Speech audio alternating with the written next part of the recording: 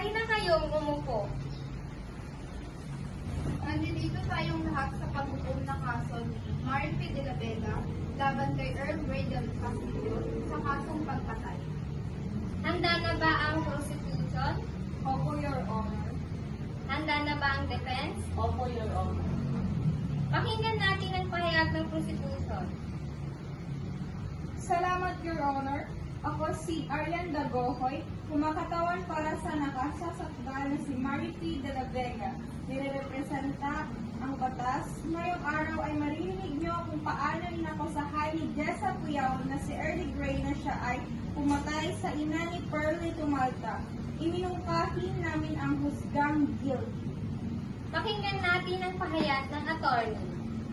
Salamat, Your Honor. Ako, si Atty. Ina, kumakatawan para sa akusado na si Earl Grey ay nakusuhan sa pagpatay kay Marifi de la Vega sapagkat malinaw na si Earl Grey ay isang makatwirang tao at respetadong tao. Hindi magagawang pagbintangan ni Earl Grey ang isang tao kung ito ay totoong hindi nagkasala. Kaya, Your Honor, iminungkahi namin ang husgang not guilty. Prosecution, maaari nyo nang presenta ang inyong unang saksi. Sinasabing baboy na akusahan ni Early Grey si Marifi na isang mabuting ina at responsabling ina ay napakabuti ng puso, kaya kami ay nagtataka kung bakit siya pinaslang na walang awa.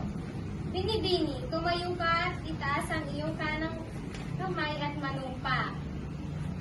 Nanangako po ako. Nais ba ng prosecution na magtanong sa unang saksi? Nasaan ka nung nangyari ang krimen? Naroon po ako nung mangyari ang krimen. Rinig na rinig ko ang kanilang pagtatalo, narinig ko din na may kalabuyo ang kanyang asawa. Kaya pinasilan niya ng walang awa ang kanyang asawa. Objection overruled. Defendant, pakisagot ang katanungan. Hindi po yung katotohanan pinaparatakpan. Nasaan ka pagkatapos mamatay ni Marifi? Ano ang nangyari? Your Honor, lumabas po ako ng harap po. Maraming salamat. Iyon lamang po, Your Honor. Attorney, nais mo bang magtanong sa unang saksi?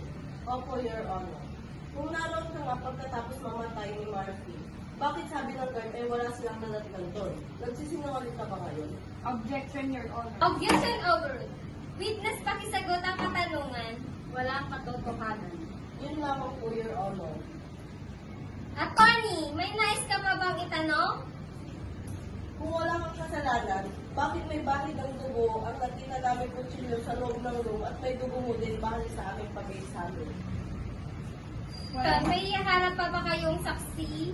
Opo, Your Honor. Nais kong tawagin si Jessa Puyao. Jessa Puyao, itaas ang iyong kamay at manumpa. Nangangako ka bang magsabi ng katotohanan at pawang katotohanan lamang? Opo, nangangako po ako. Magandang araw, Early Grey. Bakit mo nakuhang patayin ang iyong asawa? Nagkaroon po kasi ako ng kalagulo.